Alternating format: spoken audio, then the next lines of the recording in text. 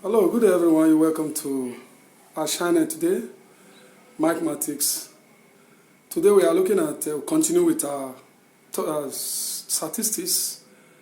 But before I will go straight to the class, I want to appeal to all our subscribers, all our viewers, to please use your social media platform to inform others about what is happening right here in our channel. It's very important. Let others take advantage of what you are enjoying right here. Use all your social media platforms, Twitter, Instagram, Facebook. All you just have to do is, share. Anytime you get into the channel, share. Let them understand what we are doing here. And you may just be helping someone that don't have access to class during this lockdown. Today we are looking at graphical representation of data. Another that we are going to be looking at the frequency table, bar chart, histogram, and pie chart. These are the areas we are going to be looking at today. So we are going to start with frequency table. We're going to start with frequency table, bar chart, and histogram. Then finally we move into pie chart. Now let's take an example. The mark obtained by 45 students in a mathematics test is shown below. You have 8. You can see the mark. We have 8. We have 2, 5, 6, 7, 8, 4. Now we are going to use these data to prepare a frequency table. Then we use the same data to draw a bar chart and a histogram. I'm drawing a bar chart and a histogram to illustrate this. So the first thing is to draw the table solution. Let's start with the table solution. Here we have x. This is x. X number from 1, 2, 3, 4, 5, 6, 7, 8, 9, 10. This is x. This is x. Then we have to look for the frequency. There is tally. Here is frequency. Here is tally, here is frequency. Now the first thing is to count the number of 1. Count the number of each of the data. 1. You count very well, you have 1, 2, 3. Here is 3. Then in the tally column you will get 1, 1, 1. If you count 2, if you count effectively, you have 2 is 4. There's 1, 1, 1, 1. 3. Let's bring out 3. You have 1, 2, 3, 4. So you have 1, 1, 1, 1. Here is 4. Then 4, if you count 4, you have 4 gives 7. 4 is 7.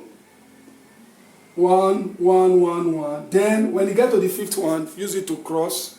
They have 1, 1. Then 5. 5 is 5. 5 is 5. This is 5. 1, 2, 3, 4, 5. 6. Count 6. Just come to the table, you count it out. 1, 2, 3, 4. 4, 5, 5. That is 6. So you have 1, 2, 3, 4, 5. That is 6. Then 7. 7, we also have 5. 7 is 5. 1, 2, 3, 4, 5. 8 is 6. Let's check that. 1, 2. 1, 2, 3, 4, 5, 6. That's 8. 1, 2, 3, 4, 5, 6. 8 is 6. Then 9. 9 is 4. 1, 2, 3, 4. Here is 4. Then 10 is 2. We just have 1, 2. 10 is 2, 1, 2. Here is 2. So this is how to prepare the frequency table. Count the numbers, the data, each, how many of them is represented in the scatter data. You bring it together to form your table. And this is your tally column. Tally column, I say when you get to 5, use the fifth one to cross the first 4. Use the fifth one to cross the first 4. Now we are going to use this our table. This is our frequency table. We are going to use this table to construct a bar chart. Let's start with a bar chart. This is a bar chart. You draw a straight line. Bring it this way. On your graph note, use a graph note. Here is 1. Here is 2. Here is 3. Here is 4. Here is 5. Here is 6, 7, 8, 9. Here is 10. Here is 10. Then the maximum frequency here is 7. Now here is 2. Have a line in between. Here is 4. Have another line in between. Here is 6. Have a line in between. Here is 8. So here we have the frequency. Here is X. Here is the frequency. The frequency. So now we have 1 is against 3. This is 3. After 2 you have 3. You bring it down. Remember what we are looking at is what? Is a bar chart. We are using it to draw a bar chart. That's what we are looking at. A bar chart. So now we have the first one is 3. 3. Bring down your bar chart. 1 is against 3. Then the next one is 2. 2 is against 4. This is where you have 4. There must be a line in between the bars. There must be a line in between the bars. Then the next one is 3. 3 is also 4. Draw your 3 against 4.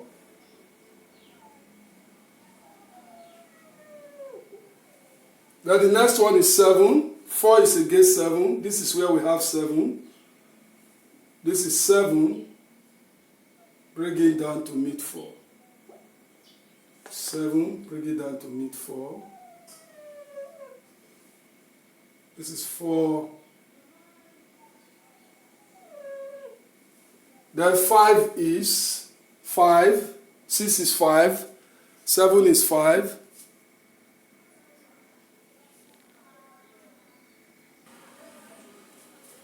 So this is our bar chart. What you just have to do, draw, ensure that there is the bars does not meet each other. As you can see here, there is a distance between the bars. There's a distance between the bars. They are not together. They do not touch each other. That's what I mean. So you can see these are the bars indicating the frequency. These bars are indicating the frequency. While there's a distance between the bars. That is how to get your bar chart. That's how you have your bar chart. Now, we're also going to represent it in a histogram. In an histogram,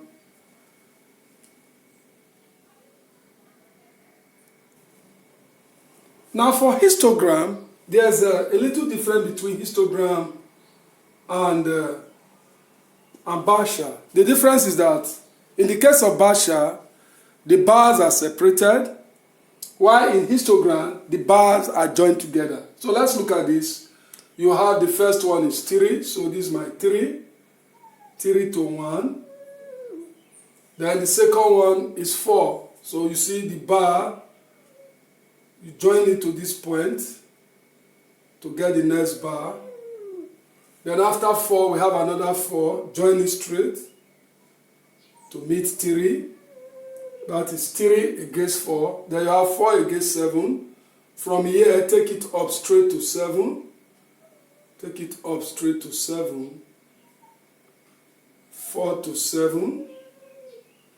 Then you have 5 to 5. 5 to 5.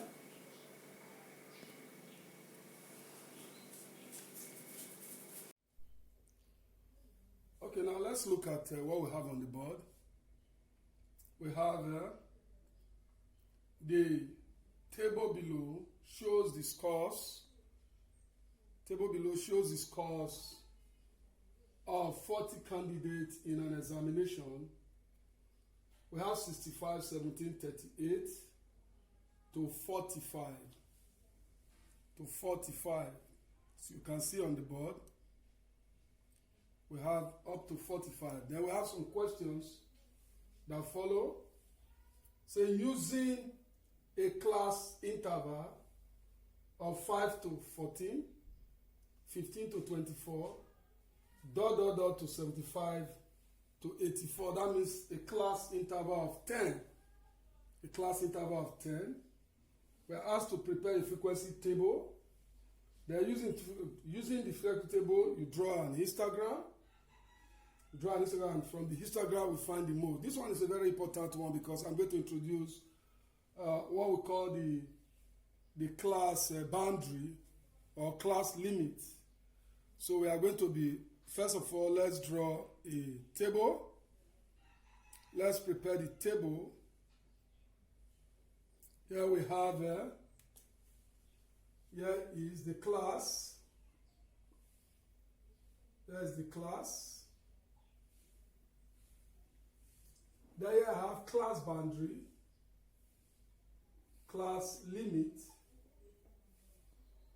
It's class limit.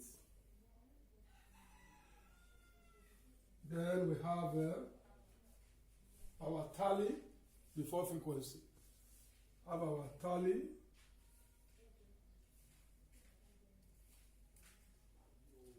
Then we have frequency.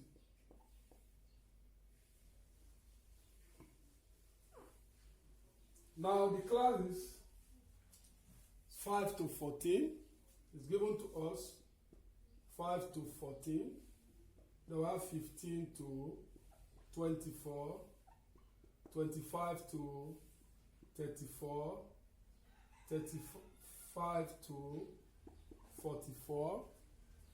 Then you have 45 to 54. Then you have 55 to 64, 65 to 74, and 75 to 84. So this is the first thing we need to bring in. We need to bring in what? The class. Arrange the classes. Now what is class limit? Class limit is or what we call class boundary. The class limit or boundary, this is limit, don't forget. Here is called the lower class and this is the upper class. The lower class subtract 0.5, here will become 4.5 to 14.5. You add 0.5 to the upper class. Subtract 0.5, so here will give us 14.5 to 24.5. Then the next thing is 24.5 to 34.5. 34.5. So this is it. This is what we have for all the class. I said in the lower class, subtract 0.5, and in the upper class, add 0.5. It's as simple as that. So here becomes 24.5, while here is 34.5. So you do it to all the classes. Then for you to get your frequency, check for any number that range between 5 and 14. Any number that range between 5 and 14 belong to the first class. Any number that range between 5 and 14 belong to the first class. I think we have 1, 2, you come down, 2, 3, 4, look through, then 5. So we have 5 here. Here is 5. Put your tally. This is your 5. If you set between 15 and 24, we'll count 7. This is 7, 1, 2, 3, 4, 5, 6, 7. Then if you check between 25 and 34, you come here, you check between 25 and 24. Any number that fall within that range is under that class. You also have 7. Here is 8. 8. Then we have 6. The next class you have 6. Then we have 5. Then we have 2. If you take the sum of everything there, it's going to give you 40 students. It's going to give you 40 students. Now, let's finish up with the tally. Represent your tally here. This is, here is 1, 2, 3, 4, 5. 1, 2, 3 to make it 8. Then 6, you have 1, 2, 3, 4, 5. 1. Yes, 1, 2, 3, 4, 5. Yes, 1, 2. Yes, 1, 2. So I want you to take notes. Most time in exam, you will be asked to use the class boundary or class limit. So I'm going to prepare my histogram using the class limit or what we call the class boundary.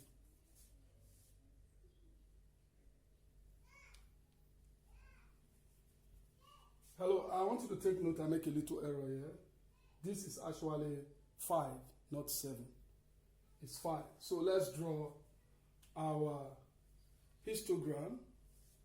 Let's draw our histogram. I hope you have you get everything about the table.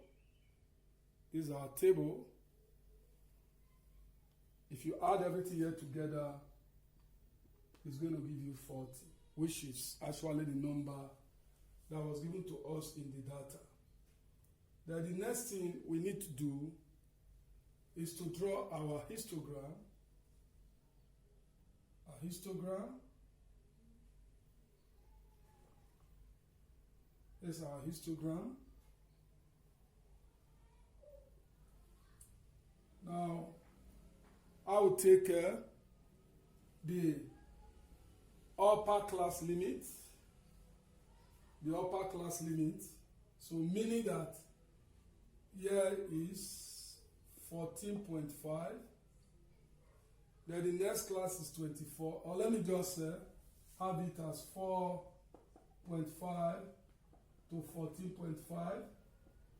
Then here you have your 14.5 to 24.5. This is 24.5. 24.5. 24.5.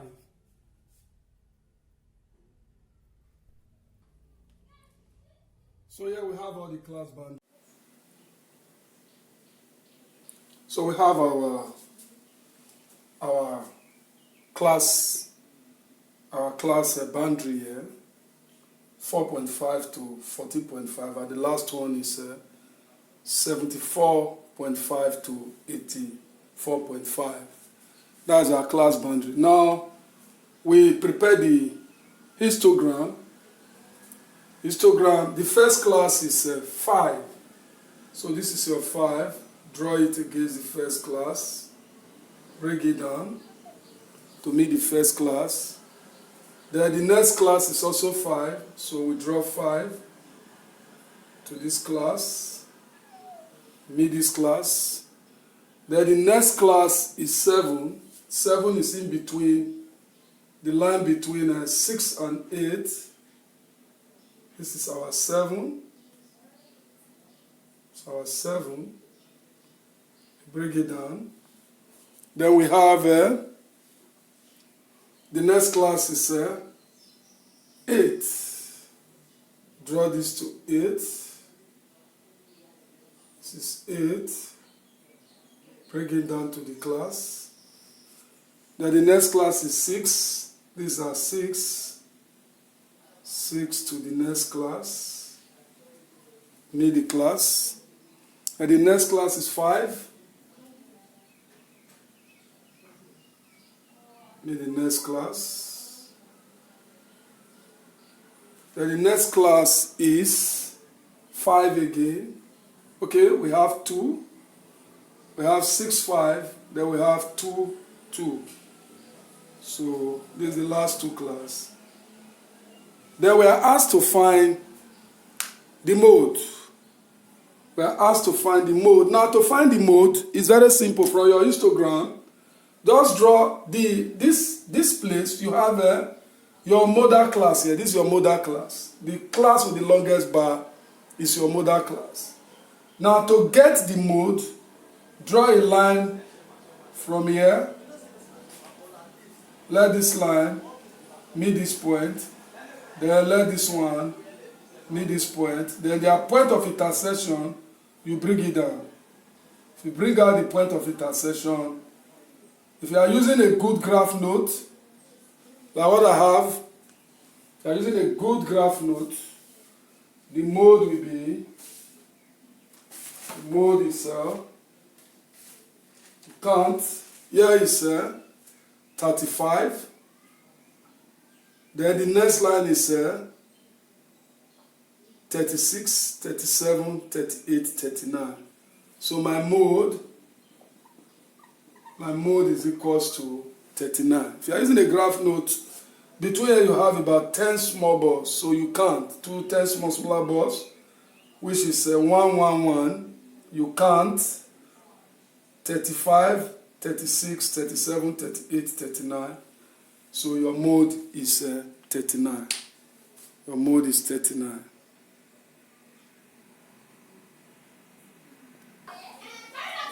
Okay, let's look at this. Example 3. Example 3. The histogram below shows the mark obtained by a set of students in a test.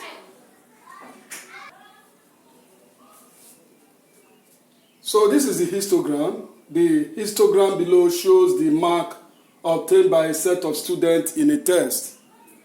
We have the histogram. You have 10. These are the marks. You have 10. You have 20, 30, 40, 50, 60, 70, 80, 90.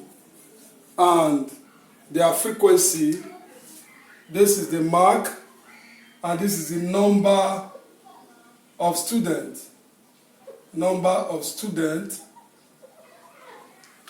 These axes represent numbers of students. While here we have the mark.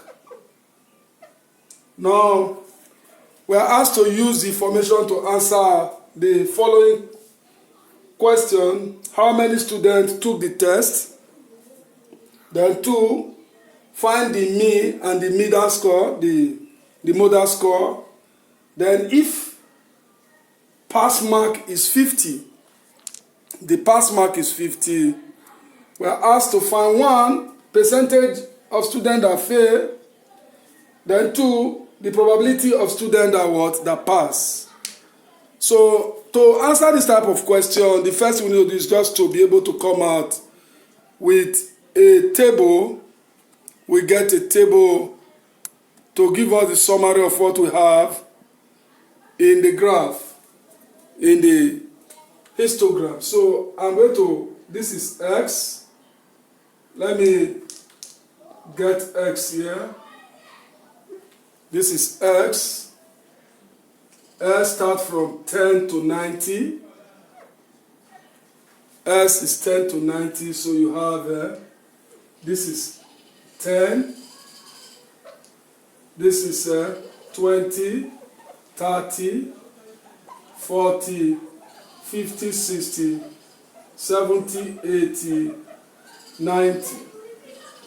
Now just come down. Here is the frequency. The frequency is the number of students. Come here, find out. 10 is 6. Just bring out the number of students. Each of the mark.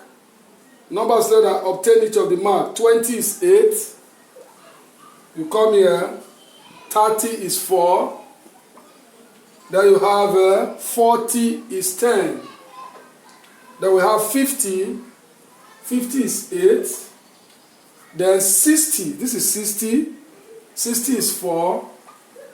Then 70. 70 is 5. This place is 5. Then you have your 80. 80 from here is 2.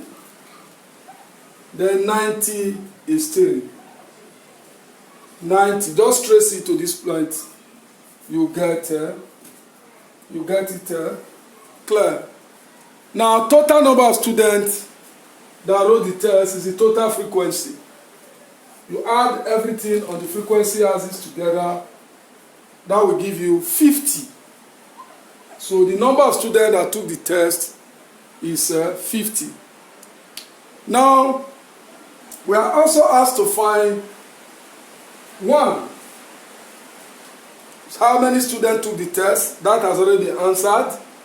Total number of students is the frequency. You add it together.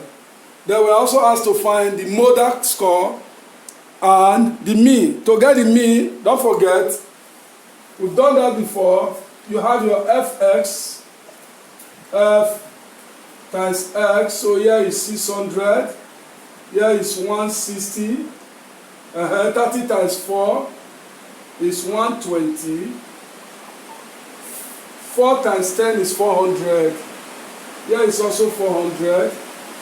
60 times 4 is 240. 5 times 70 is 350. 2 times 8 is 160. And 3 times 9 is 270. So to get your sum of S, mean is bar S, and it's sigma fx over sigma f. So if you add everything here together,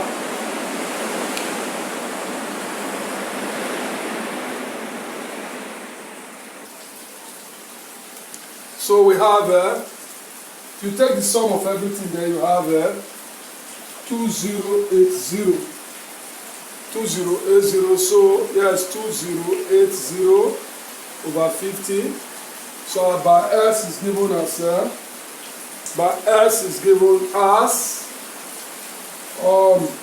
divide this through, that would be 41.6. The mode is the longest bar.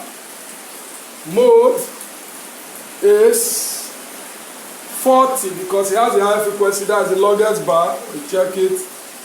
Mode is 40. Then if the pass mark is 50, if the pass mark is 50, that means 50 and above pass. Then those below, number that fail is equals to 6 plus 8 plus 4 plus 10. That's the number that failed the test. And this will give us 28. 28. So the question is to find the percentage of those that fail. Percentage fail is equals to 28 over 50 times 100 over 1. That's how to find percentage. And that is 50 we divide 50 to get to, so I have 46% of the students fail the test. 46% of the students fail the test. Then the next thing is probability of those that pass. Probability pass. Probability pass. Number that pass. Number of pass is equals to 50 minus 28, and that will be 22. That's the number that pass.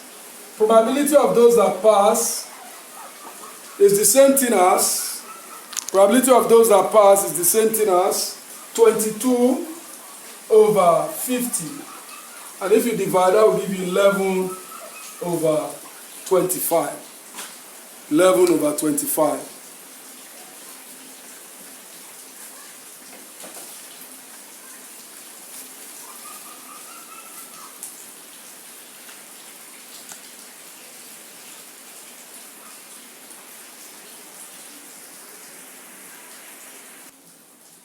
Now this will take us to pie chart. What is pie chart? Pie chart is a circular representation of statistical data.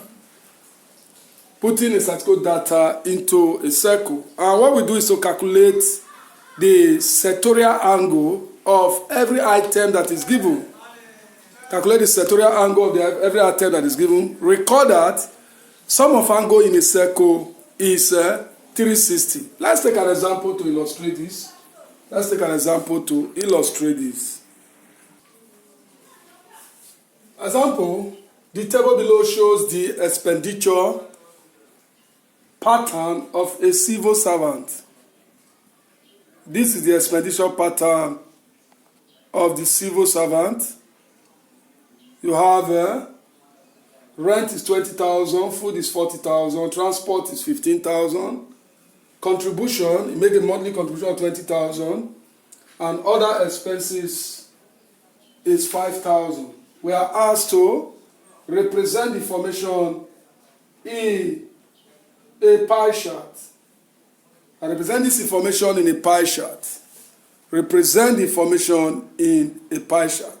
So the first thing we need to do is to find the sectorial angle. We need to find the sectorial angle of each of the item. Now we have the item here. The formula is very simple. Total angle in a circle is 360. First of all, find the total sum of the item. If you add all the items together, that will give us 100,000.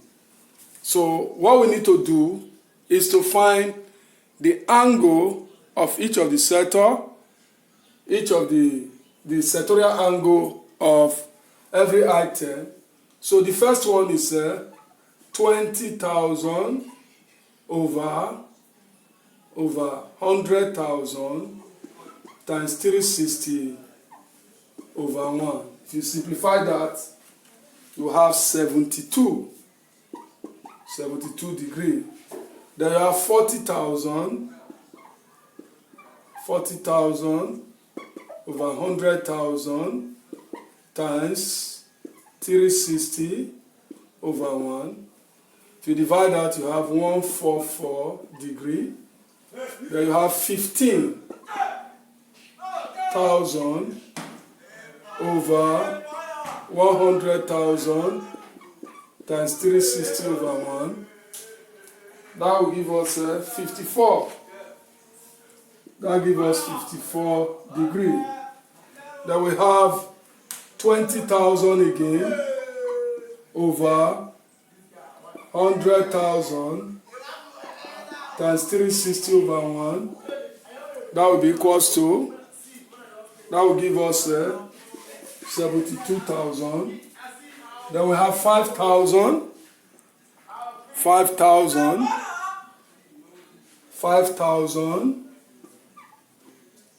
over 100,000 times 360 over 1. If you divide that, you have 18 degrees. So Now we are going to represent this table. We'll draw a pie chart to show what we have here in the table. We'll put them into the various sectors of the circle. So this is the summary of our table. You have rent 72, food is 144, transport is 54, contribution is 72, and others is 18. So what we need to do is to draw a circle. Use a pair of compass. You draw a circle like this. Draw your circle, then measure this angle. You can use your free hand. If you use your free hand, you must indicate the angles. If you are using your free hand, but if you don't use your free hand, you may decide not to indicate the angle. So from here I have 90, 144. I bring my 144 here. This is 144 degree, and that is food. That is food.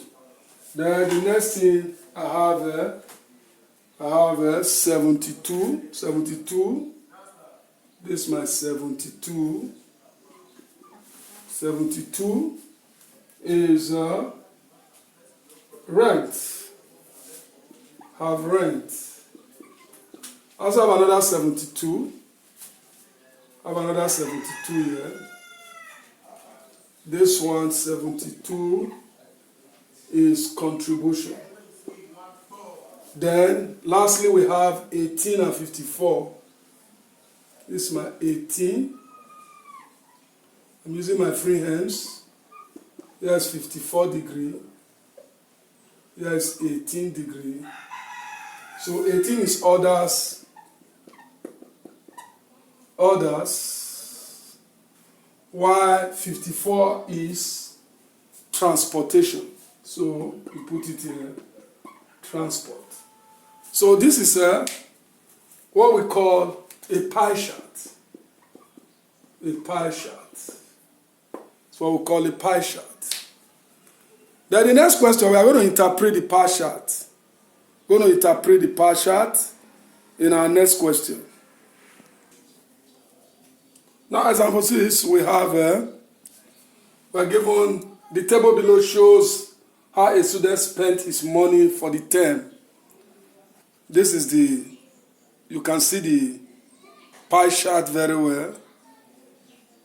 The pie chart this is the pie chart. 90 degree was spent on food, 72 on books, X degrees of fun, friend has some share of it, and the fee is 100 degree. Now we are asked to find one.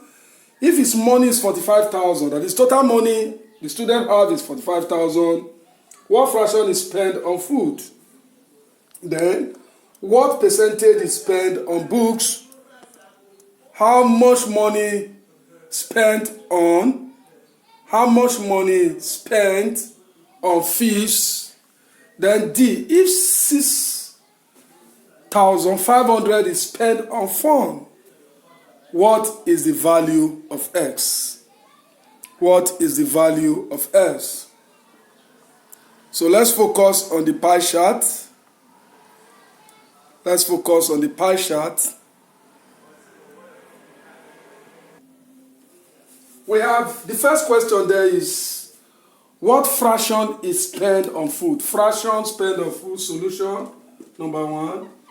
Fraction spent on food is equals to 90 over 360. Because the angle sustained by food here is what? 90. So if you divide that, that will be 1 over 4. That is the fraction spent on food. Then the next question is, what percentage is spent on books? Number 2, percentage on books is equals to, percentage of books is equals to 72 over 360 times 45,000. So if you simplify that, percentage of books will be equals to 20%. I'm sorry, We are looking at percentage on books. So here is supposed to be times 100. Very sorry for that. And if you divide, that will give you 20%. That will be 20%. Then the next question is money spent on fee. Money spent on fee. The angle of fee is 100. Money spent on fee. Number 3. Money spent on fees is equals to, where's the angle of fee? 100. That will be 100 over 360 times 45,000. 45,000. And if you solve that, 0, cancel 0. If you divide, that will give you equals to 12,500 is spent of fee. Just angle spent, angle sustained by fees over 360 times the total amount. That gives you the answer. Then the final question there is the value of x. You're asked to find the value of s. Now to get the value of x, we have fun is equals to what? Fun is equals to x over 360 times 45,000. That would be the value for fun. And it's given to us as what? 6,500. Say it's 6,500. So if you cross multiply this, you have your 5,500. That's 45,000x is 360. Or let's minimize it. What can go? This will cancel this. Then you have 9 here is 4. 9 here is 5. I think here we now have 5x. You cross multiply. 5x will be equals to 4 times 650, 6,500. Ys will be equals to 4 times 6,500 over 5. So the value of s, if you divide that, that will give you 52. That is 52. That will be equals to 52 degree. That will be the value of x. So we come to the end of this segment. Our next class is going to be cumulative frequency. Cumulative frequency. And that will take us to the end of statistics.